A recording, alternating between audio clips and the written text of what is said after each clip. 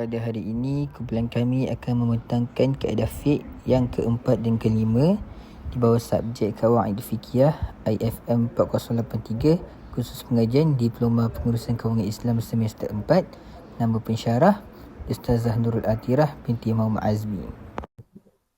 Assalamualaikum warahmatullahi wabarakatuh. Nama saya Dini Syirfan bin Saiful Izam.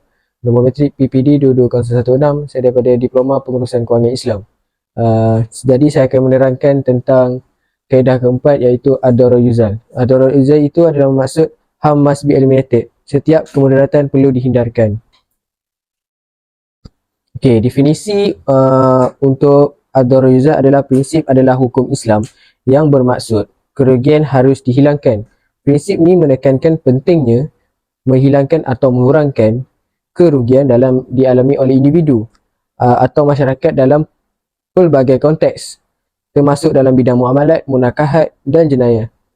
Prinsip ini menuntut tindakan untuk mengurangkan atau menghilangkan kerugian yang ditanggung oleh individu atau pihak-pihak yang terlibat dalam suatu situasi, seperti memberikan ganti rugi kepada mangsa, memperbaiki keadaan yang menyebabkan kerugian, atau mengambil langkah-langkah yang sesuai untuk mencegah berterusan atau berulang kerugian tersebut.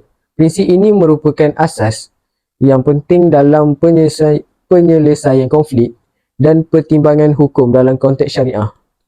Yang kedua, kita pergi kepada dalil.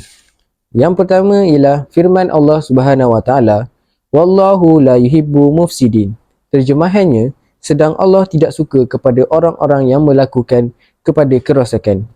Kita pergi kepada kedua, iaitu hadis riwayat Ibnu Majah, la dararu wa la darar. Maksudnya, tidak boleh memudaratkan dan tidak boleh membalas mudarat dengan mudarat. Assalamualaikum warahmatullahi wabarakatuh. Saya Putra Muhammad Azfar Naim bin Ahmad Sadini, PPD 22023, Diploma Pengurusan Kewangan Islam semester 4. Saya akan menerangkan aplikasi dan isu yang berkaitan dengan kaedah yang keempat, iaitu ad-darar yuzal. Kita pergi pada fiqh jinayah, ialah dalam fiqh jinayah boleh berlaku dalam beberapa situasi. Contohnya, seseorang terpaksa melanggar hukum Islam untuk melindungi diri sendiri dari bahaya atau kerosakan. Misalnya, seseorang individu perlu menyelamatkan nyawa seseorang, memerlukan tindakan yang haram dilakukan seperti melakukan tikaman. Prinsip ad-darar yuzal boleh digunakan untuk memberikan kelonggaran dalam keadaan tersebut. Okey, seterusnya kita pergi kepada fiqh ibadah, iaitu dalam fiqh ibadah boleh digunakan ad-darar yuzal dalam situasi di mana ibadah yang biasa dilakukan boleh menyebabkan kemudaratan terhadap diri sendiri. Sebagai contoh, jika seseorang sedang sakit atau dalam keadaan yang lemah, hal ini boleh menghalang mereka daripada melakukan ibadah seperti solat secara normal. Maka prinsip ini membenarkan mereka mengambil tindakan yang diperlukan untuk menjaga kesihatan mereka. Ini termasuk dalam kelonggaran dalam menjalankan ibadah mengikut keadaan mereka.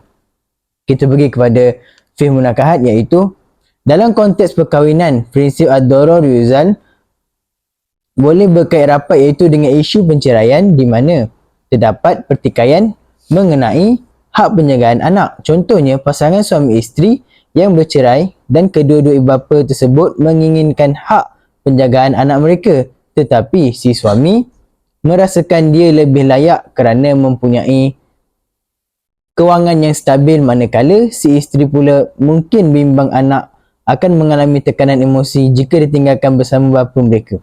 Hal ini mahkamah perlu mempertimbangkan kepentingan dan kesejahteraan emosi anak tersebut sambil mencari penyelesaian yang adil bagi kedua ibu bapa yang terlibat. Kita pergi kepada yang fiqh muamalat, ialah dalam konteks muamalat ialah berkaitan dengan isu pertukaran barang yang rosak atau tidak memenuhi standard yang dijanjikan. Contohnya, Abu membeli telefon pintar secara talian, tetapi apabila telefon tersebut diterima, dia mendapati bahawa skrinnya pecah. atau terdapat masalah lain yang menyebabkan telefon tidak berfungsi dengan baik. Dalam hal ini, Abu berhak untuk menuntut penjual telefon tersebut dengan pertukaran telefon yang baru atau pemulangan wang yang dibayar sebagai ganti rugi atas kerosakan yang dialami itu. Ini bertujuan untuk menghilangkan kerugian yang dialami oleh pembeli akibat produk yang tidak memenuhi standard yang diharapkan. Sekian daripada saya. Kita pergi kepada kesimpulannya. Kesimpulannya, prinsip ini menegaskan kepentingan untuk mengutamakan keadilan, kesejahteraan dan kepentingan yang terbaik individu-individu yang terlibat dalam setiap situasi. Ini termasuk memastikan bahawa keputusan mahkamah dan tindakan yang diambil oleh individu atau pihak-pihak yang terlibat adalah adil, munasabah dan mengambil kira kesan yang mungkin dialami oleh orang lain. Nama saya Iskandar Syahmi bin Rashdan Safaran, PPG 22006. Saya mengambil kos Diploma Pengurusan Kawangan Islam semester 4. Bismillahirrahmanirrahim. Assalamualaikum warahmatullahi wabarakatuh. Pada hari ini, saya nak bertentangkan tentang kaedah fiqh yang kelima, iaitu Al-Alatu Muhakamah, ataupun di dalam bahasa Melayu, setiap adat itu boleh dijadikan sebagai hukum. Baiklah, kita pergi yang pertama, definisi. Kaedah ini mengkaji tentang adat atau uruf yang mana merupakan satu kebiasaan baik yang telah dilakukan oleh banyak orang seiring dengan perkembangan zaman. Hal ini dapat dijadikan sebagai dasar hukum selaras dengan perkembangan nilai-nilai kebiasaan pada masyarakat. Pengetahuan berkaitan dengan kaedah ini tentunya dapat diaplikasikan pada waktu dan tempat yang berbeza dari segi keadaan, situasi dan isu-isu yang berlainan. Istilah uruf itu sendiri terbahagi menjadi dua, yakni uruf syahih dan uruf asib. Uruf syahih ini adalah uruf yang tidak bertentangan dengan syarak, manakala uruf asib pula merupakan kelakuan yang bertentangan atau bercanggah dengan hukum-hukum syarak. Kemudian muncullah ungkapan yang dipanggil sebagai al-adah al-muhakamah pada hari ini. Begitu juga dalam kegiatan ekonomi yang dikaitkan dengan transaksi-transaksi digital yang dilakukan oleh masyarakat pada hari Muslim pada hari ini. Contohnya seperti pembayaran atas talian yang kita dapat lihat pada perkembangan dunia pada hari ini. Seterusnya kita pergi kepada dalil, iaitu kita pergi kepada dalil Quran. Diambil daripada surah Al-A'raf ayat 199, iaitu zil afwa ma'mur bil urfi wal a'rida anil jahilin.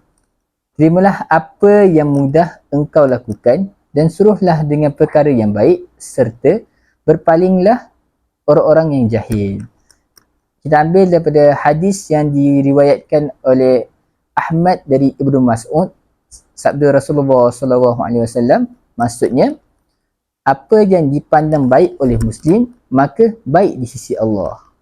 Bismillahirrahmanirrahim. Okey, saya Aiman Syafiq bin Adham, PPD 22014. Okey, saya akan menerangkan mengenai contoh aplikasi mengenai kaedah al-adah muhakamah. Yang pertama, fiqh jinayah, memberitahu bahawa apabila kita mencuri, hukuman untuk seorang pencuri adalah potong tangan. Hukuman yang diambil mestilah adil dan dipertimbangkan berdasarkan asbab kenapa dia mencuri. Antaranya, jika seorang pencuri itu mencuri makanan untuk memberikan anak-anaknya makan kerana dia tidak mampu untuk membeli. Pada kes ini, pencuri itu tidak akan menerima hukuman tersebut. Okay, kita pergi kepada fiqh muamalat. Okay, jika kita hidup berjiran, kita tidak boleh membuka kedai makan di depan rumah kita. Hal ini kerana benda ni jika mengakibatkan mengganggu jiran tetangga kita, boleh dilakukan. Itu contoh aplikasi untuk fiqh muamalat.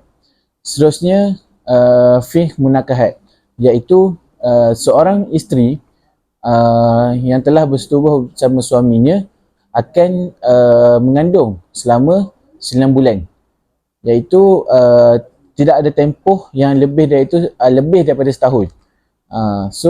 Kebiasaannya untuk melahirkan seorang anak ni memakan masa selama 9 bulan. Akhir sekali ibadah, iaitu amalan yang dilakukan menjadi adat kebiasaan orang kita tapi tidak ada dalam Al-Quran ataupun As-Sunnah. Antaranya jika berlaku kematian, kebiasaan adat orang Melayu kita membuat tahlil sepanjang 3 hari, 7 hari, ada yang sebulan. Okay. Tapi benda ni tak ada dalam Al-Quran ataupun Sunnah. Tapi amalan tu still dikira pahala dengan baca Yasin dan tahlil tersebut. Kesimpulannya, Islam menekankan keadilan sebagai asas utama dalam penerapan hukum. Hal ini melibatkan perlindungan hak asasi individu, penerapan hukum yang sesuai dengan kejahatan, proses hukum yang adil, serta tujuan pemajuan perdamaian dan kesejahteraan masyarakat secara keseluruhan. Dengan memastikan penetapan hukum berlandaskan konsep ini, diharapkan masyarakat dapat hidup dalam suasana keadilan, harmoni dan kesejahteraan. Sekian, terima kasih.